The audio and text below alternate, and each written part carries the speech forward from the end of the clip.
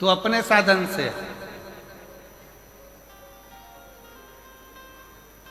और तेरी कृपा बिना न हिले एक भी अणु, लेते हैं श्वास तेरी कृपा से तनु तनु।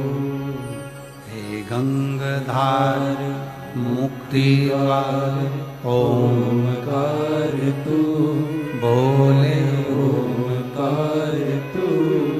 आयो शरण तिहारी शंभु तार तार तू।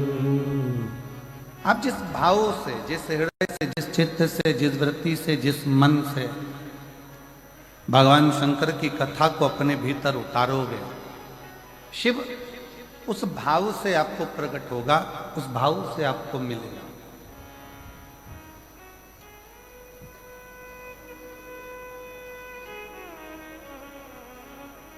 कई लोगों के मन में एक शंका होती है, बड़ा बड़ा भाव उनके अंदर आ जाता है कि गुरुजी,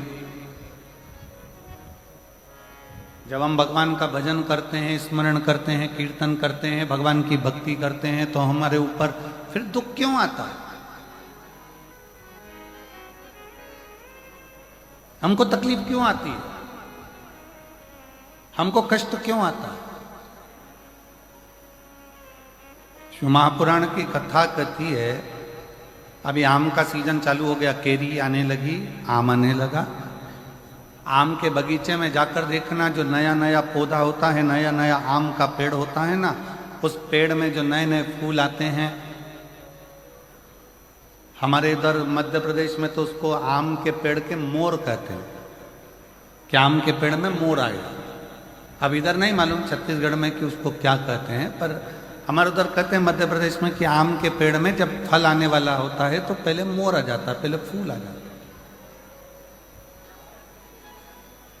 पर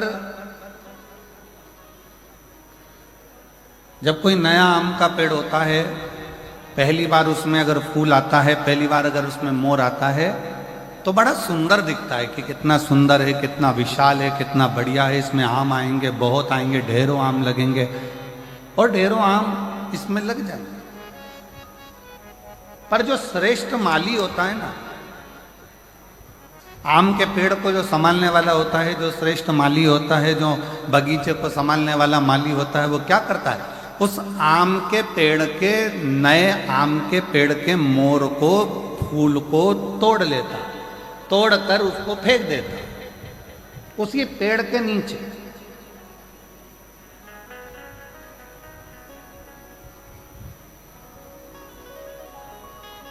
और दुनिया के लोगों को लगा कि इतना बढ़िया आम का पेड़ है, उसमें इतने सारे मोर भी लगे, इतने सारे फूल भी लगे और इतनी सारी केरियां आएंगी, इतने सारे आम लगेंगे, परंतु गजब करा माली ने, बगीचे के माली ने तो तोड़ा फूल को, मोर को और पेड़ के नीचे डाल दिया। कई लोगों को गुस्सा भी आया,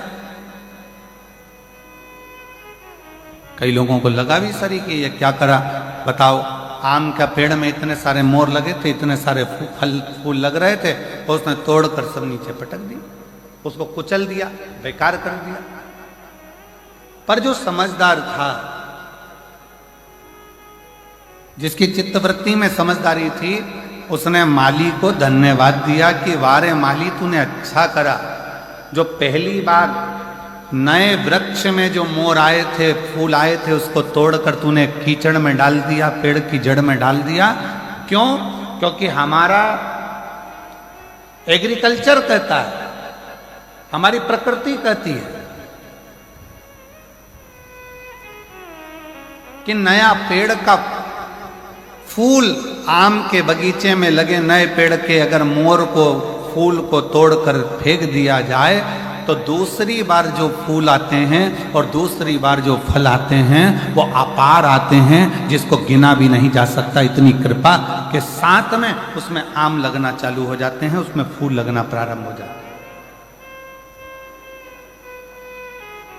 अब जो लोग कहते हैं कि बड़ा भगवान दुख देता है, बड़ा तकलीफ आती है, भगवान तकलीफ दे देते हैं, भगवान कष्ट देते हैं, भगवान दुख दे देते हैं, हम इतना पूजन करते हैं तो भी भगवान हमारी नहीं सुनता, हम इतना भजन करते हैं तो भी भगवान हमारी नहीं सुनता, हम भगवान को भक्ति करते हैं तो भी भगवान हमें कष्ट देता है। उसका कारण केवल इतना है, भगवान को धन्यवाद देना कि परमात्मा भी वो माली है, भगवान भी वो माली है। जैसे बगीचे का माली होता है वैसे वो परमात्मा भी माली है। और परमात्मा यदि तुम्हें कुचल रहा है, परमात्मा थोड़ा कष्ट दे रहा है, परमात्मा थोड़ा दुख दे रहा है, परमात्मा थोड़ा सा कष्ट अगर तुमको जीवन में दे रहा है, तो समझ लेना कि जैसे मोर को तोड़ा गया, फूल को तोड़ा गया और जड़ में डाला गया, जिससे ये पेड़ और उन्नति करे और आगे बढ़े और बहुत उन्नति कर कर बहुत फल दे, उसी तरह भगवान भी अगर हमको दबा रहा है, कुचल रहा है, थोड़ा कष्ट दे रहा है, तो समझ लेना कि परमात्मा भी हमको बहुत आगे ले जाना चाहता है।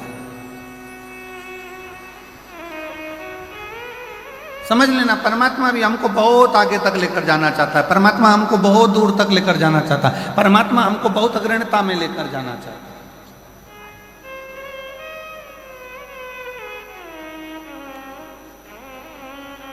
और शंभु शरणे पड़ी मांगू घड़ी रे,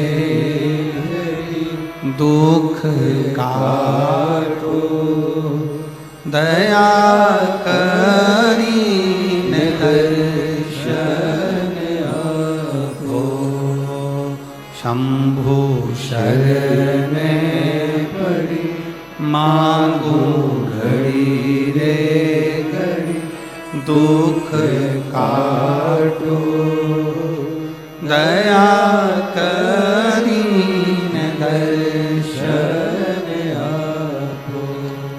शंभु शरणे पड़ी मांगू घड़ी रे घड़ी, दुख काटो दया करीन दर्शन आपो। शंभु शरणे पड़ी मांगू घड़ी रे घड़ी, दुख काटो दया करीन दर्शन आपो। ओ दया करीन दर्शन आपो, दया करीन दर्शन आपो। भगवान शिव की कथा कर रही है। थोड़ा कष्ट जीवन में, थोड़ी तकलीफ जीवन में, थोड़ा दुख जीवन में, थोड़ी परेशानी जीवन में अगर परमात्मा दे तो ये मानकर चलना कि वो भोलेनाथ ने तुम्हारे लिए कुछ अच्छा सोच कर रखा हो, कुछ अच्छा विचार कर कर रखा हो, कुछ अच्छा सोच लिया होगा, कुछ अच्छा विचार कर लिया होगा, कुछ अच्छा अपने मन में धारण कर कर रखा होगा, जो आज प्राप्त हुआ है।